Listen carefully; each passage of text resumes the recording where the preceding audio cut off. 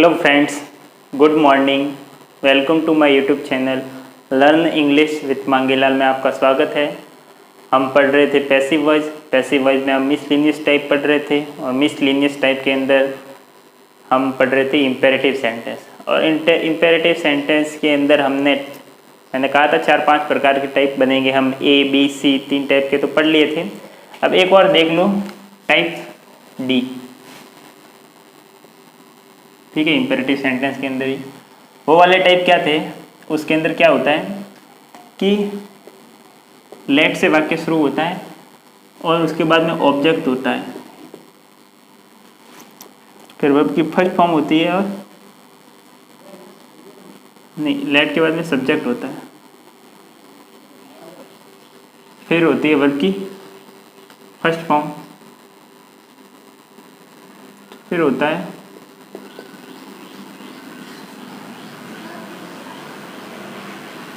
Object. ठीक है,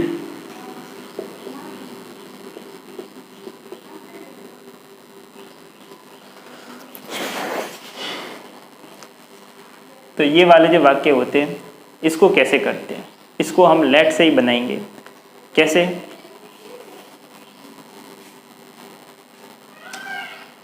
जब वाक्य में अगर लेट आ गया तो हमेशा ध्यान रखना पैसिव वॉइस बना दे वह लेट और बी प्लस वर्ब की थर्ड फॉर्म, ये तो आते ही आते हैं, भले आगे पीछे हो, लेकिन लेट बी और थर्ड फॉर्म आएगी। तो इसका कैसे होगा, देखो। मान लो मैंने एक वाक्य लिखा,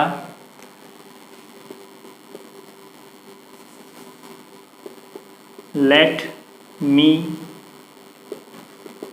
राइट एन ऐसे, यानी कि मुझे एक निबंध लिखने दो। ठीक है, तो इसका पैसिव वॉइस क्या बनेगा, ऑब्जेक्ट को आगे ले लो, ये तो हम करते ही हमेशा।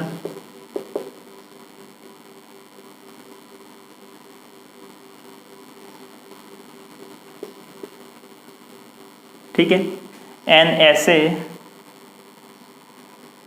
नहीं, लेट से वाक्य शुरू होगा, let an essay be written by me.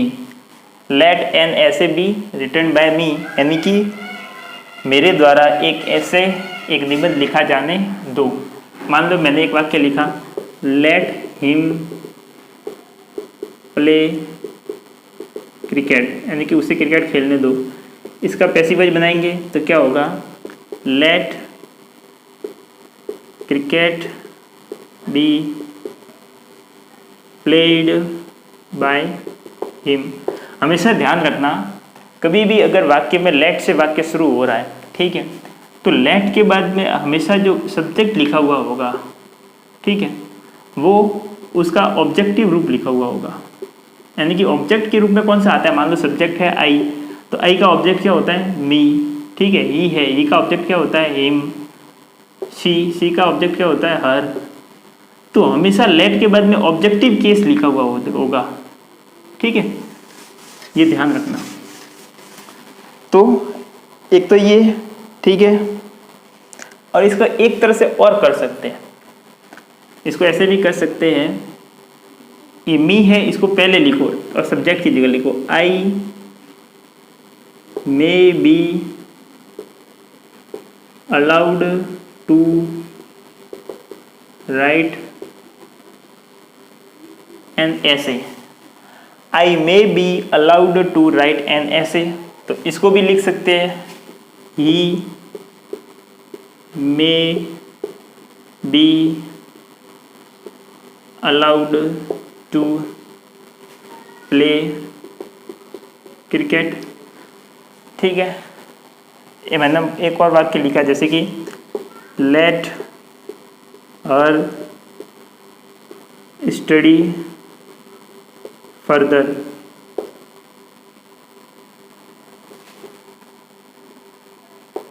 Let her study further, यानी कि उसको आगे पढ़ने दो।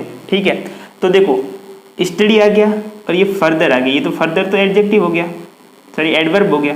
ठीक है, लेकिन ये जो क्या कहते हैं, इसके अंदर ऑब्जेक्ट तो है नहीं, तो जब इसके अंदर ऑब्जेक्ट नहीं है तो ये लेट से तो बनेगा नहीं वाक्य, लेकिन लेट के साथ ये जो ये वाला फॉर्मूला तो ये लागू कर रहा है, सिर्फ ऑब्जेक्ट ही नहीं है, मतलब इतना तो फॉर्मूला लागू कर रहा है ना, तो इसको हम लेट से नहीं बना सकते, लेकिन मे बी से तो बना ही सकते हैं, यानी कि she may be allowed to study further. ठीक है, समझ में आ गया। तो ये सब्जेक्ट के लेट के बाद में एक सब्जेक्ट होगा, सब्जेक्ट भी कौन सा होगा, ऑब्जेक्टिव केस के अंदर होगा, और फिर वर्ब की फर्स्ट फॉर्म और ऑब्जेक्ट हो तो इसको लेट प्लस वो वाला ही ऑब्जेक्टिव केस नहीं सॉरी, ठीक है, तो वो फिर उसको ऑब्जेक्ट को आगे लगे के बी प्लस वर्ब की थर्ड फॉर्म के रूप में हम लिख लेंगे। इसका पैसिव वॉइस क्या होगा, लेट फिर ऑब्जेक्ट प्लस फिर बी प्लस वर्ब की थर्ड फॉर्म प्लस बाय करके सब्जेक्ट।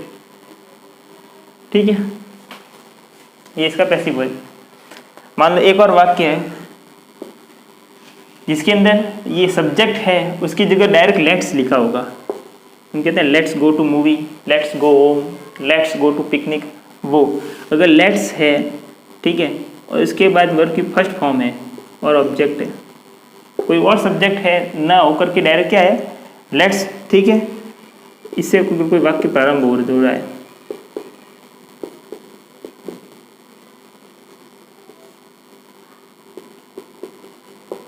ठीक है, जैसे कि मैंने एक वाक्य लिखा लेट्स वॉच अ मूवी, चलो मूवी देखते हैं। ठीक है, लेट्स वॉच अ मूवी, तो इसको कैसे लिखेंगे,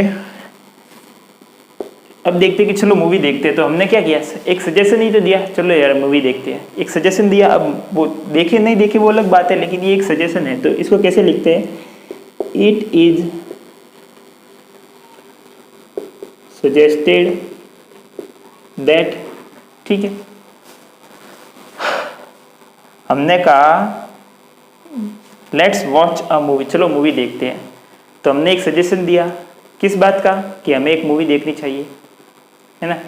मैंने कहा लेट्स गो टू पिकनिक, तो मैंने एक सजेशन दिया क्या, कि हमें पिकनिक जाना चाहिए। ठीक है, तो जाना चाहिए, तो इट इज सजेस्टेड दैट, यानी कि ये सजेस्ट किया जाता है दैट, कि हमें क्या करना चाहिए, we should watch a movie. ठीक है, अगर मैंने कहा let's go to picnic, let's go to picnic, चलो पिकनिक चलते हैं। ठीक है, तो इसको मैंने क्या सजेस्ट किया, मैंने ये सजेस्ट किया कि हमें पिकनिक जाना चाहिए, तो इसका पैसिव वॉइस क्या बनेगा, हम पैसिव वॉइस पढ़ते इतना तो पता है ना, तो इसका पैसिव वॉइस बनेगा it is suggested that we should go to picnic. It is suggested that, ये सजेस्ट किया जाता है कि हमें पिकनिक जाना चाहिए। ठीक है, तो ये इम्पेरेटिव टेंस में लगभग कितना हो गया है, ये हाँ ये डी था तो ये ई टाइप हो गया। ठीक है, तो हमने इम्पेरेटिव सेंटेंस में ई प्रकार तक पढ़े। ठीक है, ये जो लेट वाले वाक्य है वो मैंने इम्पेरेटिव सेंटेंस में टेंस के साथ नहीं पढ़ाए थे, लेकिन बहुत सी बुक और जो लेखक होते हैं वो इसको भी इम्पेरेटिव सेंटेंस मानते हैं। ठीक है, तो मैंने इसको भी इसी के साथ पढ़ा लिया। ठीक, तो मैं साइड में हो जाता हूँ, तब तक के लिए आप इसको उतार लीजिए।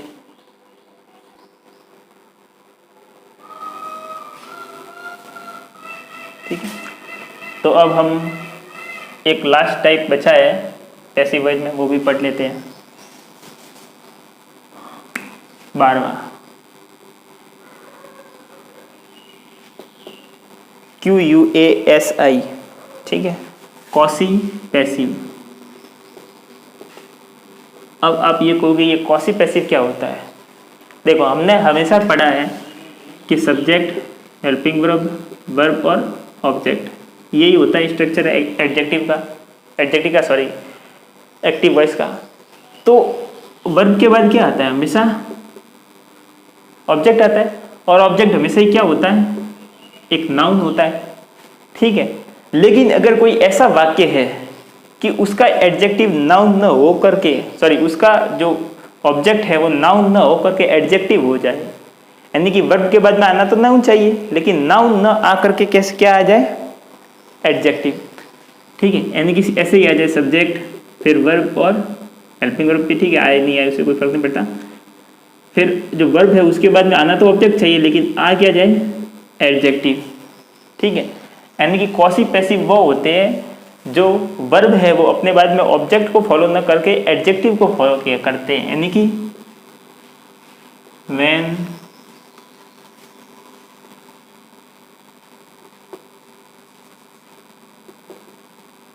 वर्ब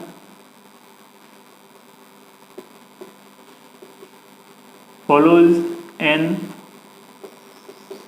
एडजेक्टिव, यानी कि जब जो वर्ब है वो एक एडजेक्टिव को फॉलो करती है, ठीक है। तो मान लो उसका जो स्ट्रक्चर होगा वो क्या होगा एक्टिव वॉइस में?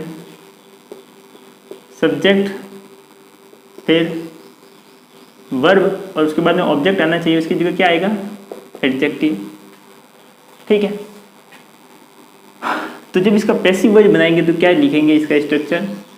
पहले सब्जेक्ट ऐसा का ऐसे ही लिखेंगे, और फिर उसके बाद में लिखेंगे बी वर्ब, यानी कि इज, आर, एम, वॉज और वर्ब, ठीक है। फिर लिखेंगे वो का वो एडजेक्टिव जो यहाँ पर था, फिर लिखेंगे व्हेन, फिर लिखेंगे इट या दे। ये जो सब्जेक्ट होगा अगर सिंगुलर होगा तो इट लिखेंगे, और ये सब्जेक्ट अगर प्लूरल होगा तो लिखेंगे दे, ठीक है। फिर वापस बी वर्ब लिखेंगे,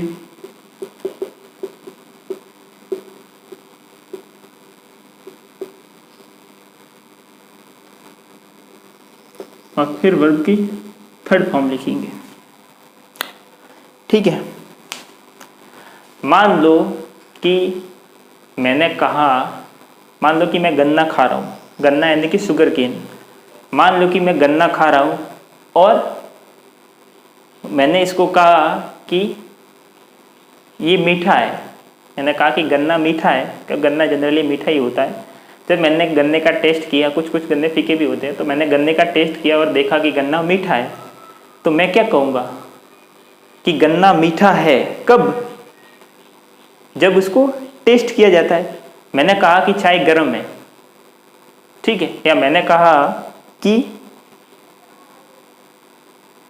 फर्श गर्म है, ठीक है, या मैंने कहा कि ये चीज़ गर्म है। तो गर्म कब होगी?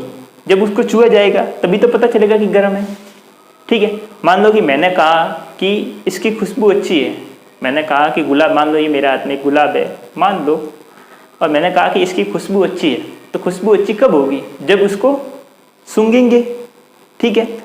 मैंने कहा कि आम का स्वाद मीठा होता है, तो मीठा कब होगा? कैसे पता चलेगा कि मीठा है? जब उसको टेस्ट किया जाएगा। मैंने कहा कि ये बैग भारी है, तो ये बैग भारी कब होगा? जब उसको उठाया जाएगा, ठीक है। तो जब तक उस पर कोई कार्य नहीं किया जाए तब तक उसकी कोई विशेषता होगी तो वो पता नहीं चलेगी, ठीक है। मान लो कि मैंने एक वाक्य लिखा,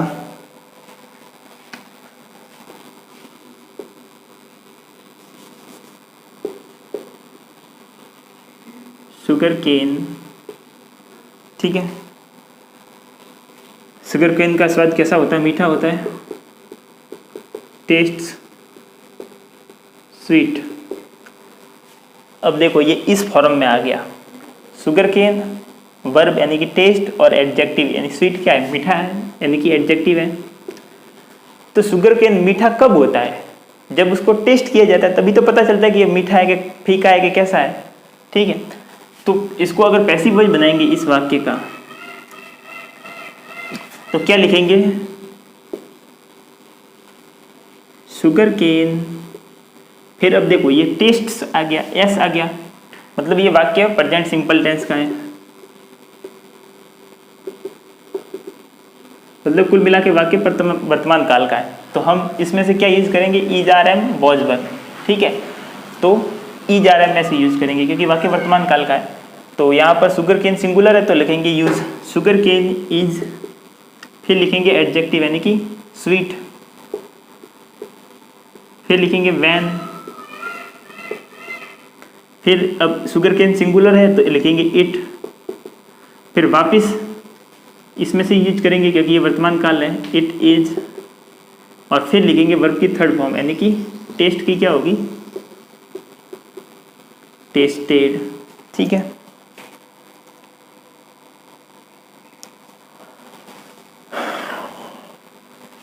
यानी कि sugar cane is sweet when it is tested, यानी कि एक शुगर केन यानी कि गन्ना है वो कैसा होता है, मीठा होता है। मीठा कब होता है या हमें मीठा कब लगता है, जब उसको टेस्ट किया जाता है। मलेरिया की एक दवाई आती है आपको पता होगा, उसका नाम होता है कोदेन, ठीक है, वो कड़वी होती है, QUININE,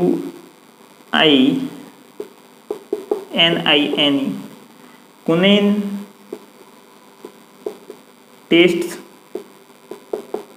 बिटर, BITTER, यानी कि उसका जो टेस्ट होता है वो कड़वा होता है।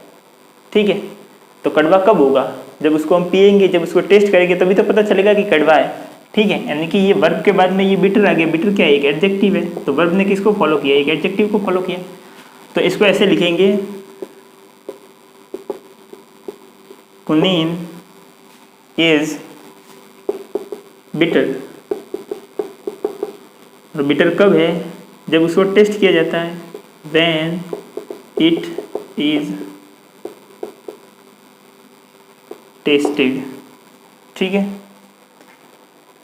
अगर मान लो कि आपने आम लाए और वो आम मीठे नहीं निकले और वो खट्टे निकल गए, ठीक है, तो आप आप ये कहोगे कि वो आम जो थे वो स्वाद में कैसे थे, खट्टे थे, यानी कि दोज मैंगोज वर सोर, SOUR, सोर यानी कि खट्टा। अब देखो वो जो मैंगो थे वो कैसे थे, खट्टे थे। अब खट्टे थे तो कब खट्टे थे, जब आपने उनको टेस्ट किया तभी तो पता चला कि वो खट्टे थे। तो इसको भी कैसे लिखेंगे, क्योंकि मैंगोज वर सोर, ठीक है, वर सोर या लिखिए जब इसको टेस्ट किया गया, TESTED, टेस्टेड सोर। ठीक है, तो इसको कैसे लिखेंगे, क्योंकि वर्ब के बाद में ये सोर यानी कि खट्टा, ये एडजेक्टिव है, तो इसके ऐसे लिखेंगे दोज मैंगोज, और वो कैसे थे, खट्टे थे, यानी कि भूतकाल की बात हो रही है तो वॉज वर्ब के अंदर से आएगा, और ये बहुवचन है इसलिए वर लगेगा, यानी कि दोज मैंगोज वर सोर। सो खट्टे कब थे, व्हेन, और ये जो मैंगो से बहुत सारे थे तो इट ना लगा करके दे लिखेंगे, व्हेन दे आर नहीं, यहाँ पे भी पास्ट है तो वापिस वर आएगा, व्हेन दे वर टेस्टेड। ठीक है, मैं मान लो कि आपके रूम में आया और आप साफ सफाई नहीं करते हो, बस ऐसे ही पड़े रहते हो, 4-4, 5-5 दिन तक झाड़ू भी नहीं निकालते, तो स्मेल तो मारेगा, आपको तो मारेगा नहीं, मुझे तो मारेगा। तो मैंने कहा, ठीक है, your room smells bad, your room smells bad, यानी कि स्मेल एक वर्ब है और वर्ब के बाद में क्या आया, बैड, और बैड क्या है, एक एडजेक्टिव है, तो इसको भी कॉसिव पैसिव में आएगा, क्योंकि वर्ब किसको फॉलो कर रही है, एडजेक्टिव को फॉलो कर रही है। तो इसको कैसे लिखा जाएगा, योर रूम इज बैड, यानी कि तुम्हारा रूम कैसा है, बुरा है या गंदा है। कब, जब उसको स्मेल किया जाता है। तो बाहर से थोड़ी पता चलेगा कि तुम्हारा रूम गंदा है, अंदर आऊँगा फिर सांस लूँगा, स्मेल आएगी तब पता चलेगा। तो your room is bad when it is smelled, यानी कि जब उसको स्मेल किया जाता है।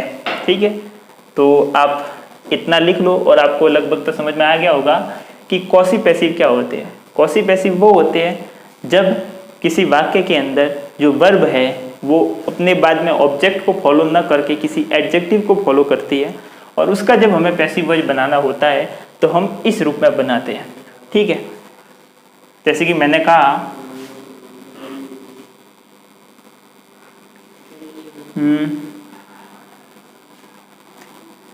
द सिचुएशन फेल्ट या फील्स नॉर्मल,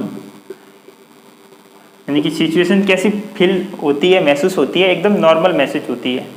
तो महसूस कब होती है? जब उसको महसूस किया जाता है। तो यही होगा the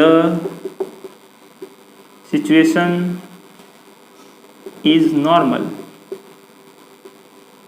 when it is felt, यानी कि जब उसको महसूस किया जाता है। आ गया समझ में? मैंने कहा कि बैग भारी है, तो बैग भारी कब होगा? जब उसको उठाएंगे तभी तो बैग भारी होगा। ठीक है, तब तक तो बैग भारी हो नहीं सकता। ठीक है, यानी कि the bag is heavy when it is lifted, यानी कि बैग भारी है कब? जब उसको उठाया जाता है। पड़ा पड़ा तो भले ही जानते 1 क्विंटल का होगा तो भी आपको भार थोड़ी लगा, बैग पड़ा है तो पड़ा है, आपको थोड़ी भार लग रहा है। जब भार तो तब लगेगा जब उठाओगे। ठीक है, तो ये है कॉसी पैसिव, इसको मैंने आपको समझाने की कोशिश की। ठीक है, तो मैं साइड में हो गया, आप इसको पॉज करके लिख लो। ठीक है, तो अपने पैसिव वॉइस का जो भी समझाने वाला जो पार्ट था वो तो मैंने आपको समझा लिया, मतलब। और अब हम करेंगे इसकी एक्सरसाइज, क्योंकि जब तक एक्सरसाइज नहीं करेंगे, इतने सारे नियम पढ़ा लिए मैंने तो।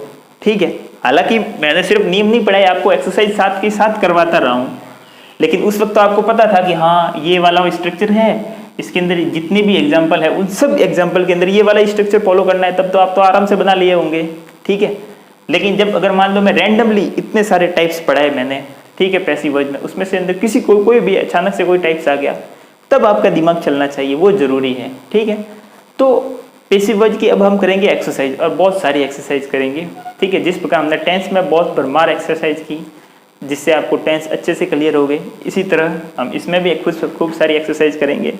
ठीक है, तो पैसिव वॉइस मतलब जब हम स्पीकिंग करते हैं ना, तो पैसिव वॉइस बहुत से लोगों को यूज़ करना ही नहीं आता। वो यूज़ करते हैं लेकिन यूज़ करना ही नहीं आता। मैं आपको एक वाक्य बताता हूँ। मैंने लिखा मेरा जन्म 1947 में हुआ। इसको इंग्लिश में कैसे लिखेंगे? आप ऐसे ही लिखते हो ना, आई वॉज बॉर्न इन 1947। अब मैं आपको बताऊं कि ये वाक्य एक्टिव वॉइस में या पैसिव वॉइस में, तो सभी बच्चे यही कहेंगे कि ये वाक्य एक्टिव वॉइस में, और मैं ही अकेला होऊंगा जो यही कहूँगा कि ये वाक्य पैसिव वॉइस में। कैसे? मैं बताता हूँ। मेरा जन्म 1947 में हुआ, अच्छी बात है, आप आ गए धरती पर, बहुत आसान किया। लेकिन अब देखो ये यहाँ पे क्रिया क्या है? जन्म देना। ठीक है, आप सब्जेक्ट क्या यूज कर रहे हो? आई। तो क्या जन्म देने का कार्य खुद आपने किया? नहीं किया। आपको आपने खुद को जन्म नहीं दिया, आपको जन्म दिया गया। ठीक है, और इस वजह से ये वाक्य पैसिव वॉइस में लिखा जाता है। आप ध्यान से सोचो कि यदि ये वाक्य एक्टिव वॉइस में होता वॉज, आई वॉज, तो यहाँ पर वर्ब की फोर्थ फॉर्म आती कि नहीं आती? जन्म देना। ठीक है, जन्म देने की वो जन्म देना है एक वर्ब है, इसका मतलब होता है बियर। सेकंड फॉर्म होती है बॉर्न, बियर बोर, शायद बोर होती है, और थर्ड फॉर्म होती है बॉर्न। ये बियर ही होती है मेरे हिसाब से। ठीक है, तो बियर, बोर और बॉर्न, आप जो यहाँ पर हर बार लिखते हो ना आई वॉज बॉर्न इन 1947, तो आपको क्या लिखता है? ये सेकंड फॉर्म है। नहीं, ये सेकंड फॉर्म नहीं, ये वर्ब की थर्ड फॉर्म है। ठीक है, अगर इसका सही से अर्थ निकाले ना, तो इसका अर्थ क्या होता है पता है? अगर शब्दों के हिसाब से अर्थ निकाले तो इसका अर्थ होता है मुझे 1947 में जन्म दिया गया। क्यों? क्योंकि ये आई वॉज के बाद बॉर्न है, ये वर्ब की थर्ड फॉर्म है, जन्म देना, बियर बोर बॉर्न, ये थर्ड फॉर्म है। बहुत से लोग यही बोलते हैं, बहस तक कर लेते हैं कि इसको ये एक्टिव वॉइस में, ये एक्टिव वॉइस में नहीं, ये पैसिव वॉइस में है।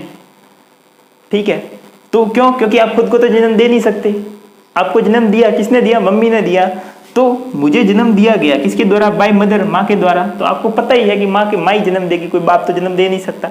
तो बाय करके मदर नहीं लिखते, क्योंकि ये अच्छे से ज्ञात सब्जेक्ट है। और हमें पता है कि जब कोई सब्जेक्ट बहुत ही अच्छे से पता हो या सब्जेक्ट बिल्कुल ही नहीं पता हो तो हम उसको पैसिव वॉइस में छोड़ देते हैं। तो जन्म आपकी माँ ने ही आपको दिया होगा, ठीक है, कोई गधे भैंस ने तो कोई दिया नहीं, तो आपकी माँ ने ही आपको जन्म दिया है, सबको माँ ही जन्म देती है। तो हम बाय करके मदर नहीं लिखते। तो बाय करके हमने मदर तो लिखा नहीं, तो लिखा नहीं तो लोगों को यही लगता है कि ये वाक्य एक्टिव वॉइस में, जबकि ये एक्टिव वॉइस में है ही नहीं, ये पैसिव वॉइस में। ठीक है, तो अगर आप ध्यान से देखने जाओगे ना तो सही से समझ में आएगा। जैसे कि अगर ये बताऊँ आपको, ठीक है, एक चीज बता लेता हूँ, जल्दी जल्दी मैं बता लेता हूँ, ज़्यादा टाइम है नहीं। जो हमने टेंस पढ़े थे, पहला, दूसरा, तीसरा, चौथा, पांचवा, छठा, सातवां, आठवां, नौवां, 10वां, 11वां और 12वां। पहले टेंस की हेल्पिंग ग्रुप क्या थी? डू डज थी। ठीक है, इसको मारो गोली, इसके अंदर वर्ब की फर्स्ट फॉर्म थी। सेकंड के अंदर क्या था? Is, are, am plus verb की फोर्थ फॉर्म। तीसरे टेंस के अंदर क्या था? हैज, हैव, फिर वर्ब की fourth form, sorry third form. चौथे टेंस में क्या था? हैज, हैव और फिर बीन, फिर वर्ब की फोर्थ फॉर्म। ठीक है, अब यही मैं आपको, ये पूरा देख लेना। और जब इसका पैसिव वॉइस बनाया तो क्या होगा? Is being, are being, am being और प्लस वर्ब की थर्ड फॉर्म। इसका बनाया हैज, हैव का, तो हैज बीन, हैव बीन और फिर वर्ब की थर्ड फॉर्म। तो ये एक्टिव वॉइस में जितने भी आप देखोगे जिसके अंदर वर्ब की फोर्थ फॉर्म है, तो फोर्थ फॉर्म से जस्ट पहले वाला जो हेल्पिंग वर्ब होगा ना, ठीक है, अगर एक पार्ट है तो एक पार्ट, और अगर दो पार्ट में तो जो हेल्पिंग वर्ब का सेकंड पार्ट है वो अगर देखोगे ना तो बी वर्ब होगी। बी वर्ब क्या क्या होती है पता है ना? एक तो या तो बी होगी, या इज, आर, एम होगी, या वॉज वर्ब होगी। ठीक है, ये इज, आर, एम होगी, या सेकंड वर्ब होगी, वॉज वर्ब होगी, या बीन होगी, या बीइंग होगी। क्योंकि दूसरे टेंस में भी is, are, am plus verb की फोर्थ फॉर्म, यानी कि बी प्लस वर्ब की फोर्थ फॉर्म। चौथे टेंस में देखे तो has been, have been plus verb की फोर्थ फॉर्म, तो पीछे बीन आता है, यानी कि बीन के बाद वर्ब की फोर्थ फॉर्म। छठे टेंस में देखे पास्ट कंटिन्यू में तो वॉज वर्ब प्लस वर्ब की फोर्थ फॉर्म, यानी बी प्लस वर्ब की फोर्थ फॉर्म। आठवें टेंस में देखे तो हैड बीन प्लस वर्ब की फोर्थ फॉर्म, यानी कि बीन प्लस वर्ब की फोर्थ फॉर्म। 10वें टेंस में देखे तो will be, shall be plus verb की फोर्थ फॉर्म, यानी कि बी प्लस वर्ब की फोर्थ फॉर्म। 12वें टेंस में देखे तो will have been plus verb की fourth form, shall have been plus verb की फोर्थ फॉर्म, तो वहां पर भी बीन प्लस वर्ब की फोर्थ फॉर्म। ठीक है, मतलब एक्टिव वॉइस हमेशा देखोगे तो बी के बाद भी वर्ब की फोर्थ फॉर्म आती है। अब पैसिव वॉइस के बाद में देखोगे ना हमेशा तो बी वर्ब होगी, इसमें से कोई भी हो सकती है, ये हो सकती है, ये हो सकती है, ये हो सकती है, कोई भी हो सकती है वो, लेकिन वो हमेशा बी प्लस वर्ब की थर्ड फॉर्म के रूप में ही होगी। ठीक है, तो आप इतना उतार लीजिए। ठीक है, अगर टाइम बचा होगा तो हम अभी इसी वीडियो से एक्सरसाइज करना स्टार्ट कर देंगे, नहीं तो फिर अगले वीडियो से हम स्टार्ट करेंगे।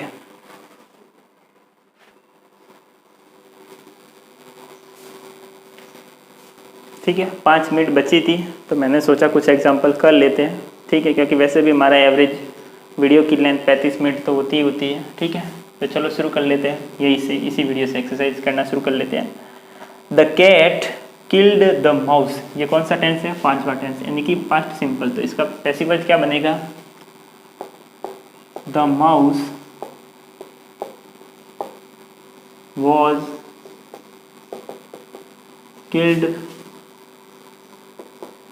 Bye the cat. The man cut down the tree, cut down का मतलब होता है काट के गिरा देना। ठीक है, तो कट की तीनों फॉर्म एक हर की एक समान ही होती है, कट, कट और कट। तो पैसिव वॉइस क्या होगा? The tree was cut down by the man. Columbus discovered America, Columbus ने अमेरिका की खोज की, तो इसका पैसिव वॉइस क्या होगा? America was discovered by America.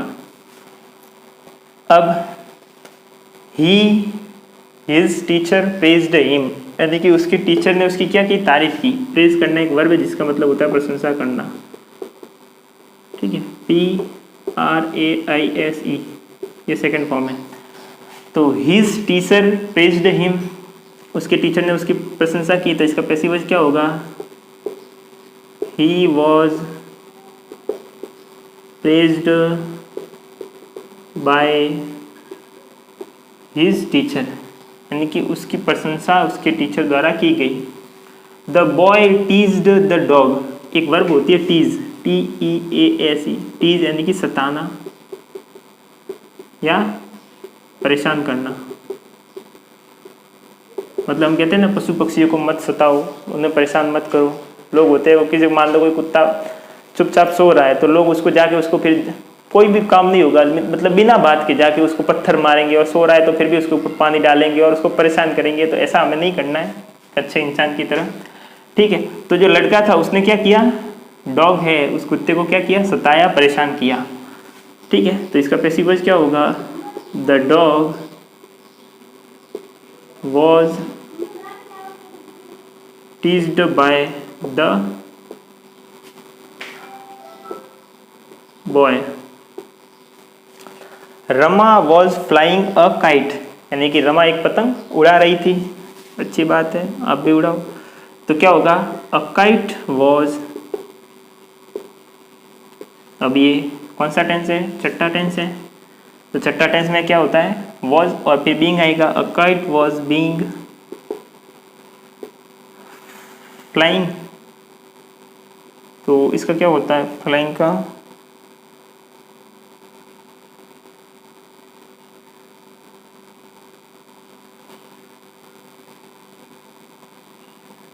नहीं, फ्लाइंग की स्पेलिंग क्या होती है? थर्ड फॉर्म फ्लाई, शायद फ्लाइड होगा, प्लॉट, मेरे हिसाब से फ्लाइड ही होगा। आप चेक कर लेना कंफर्म एक बार क्या होता है, ठीक है। A kite was being flied by Rama, ठीक है। और कंफ्यूज नहीं हो तो सब छोड़ो, फ्लाइंग की जगह लिख लो मेकिंग, यानी कि रमा एक पतंग बना रही थी, तो अ काइट वॉज बीइंग मेड लिख लो। क्योंकि नहीं आता तो मैं स्पष्ट बोल देता हूँ कि नहीं आता, ठीक है। मैं गलत नहीं लिखा था, वो गलती से हो जाता है कभी कभार, दिमाग काम नहीं करे और कुछ स्पेलिंग में गड़बड़ हो जाए, बाकी नहीं आता तो मैं साफ साफ बोल देता हूँ। The boy caught the ball, यानी कि लड़के ने बॉल को पकड़ा। तो पैसिव वॉइस क्या होगा? The ball was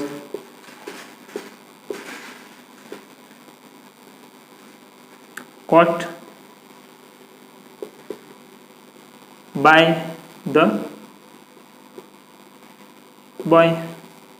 my father will write a letter, ठीक है। तो इसका क्या होगा पैसिव वॉइस? ये नंबर 10 से फ्यूचर सिंपल है, तो इसका क्या होगा? A letter will be written by my father, यानी मेरे पिताजी के द्वारा मुझे पत्र लिखा जाएगा।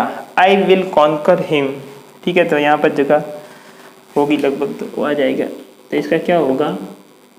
He was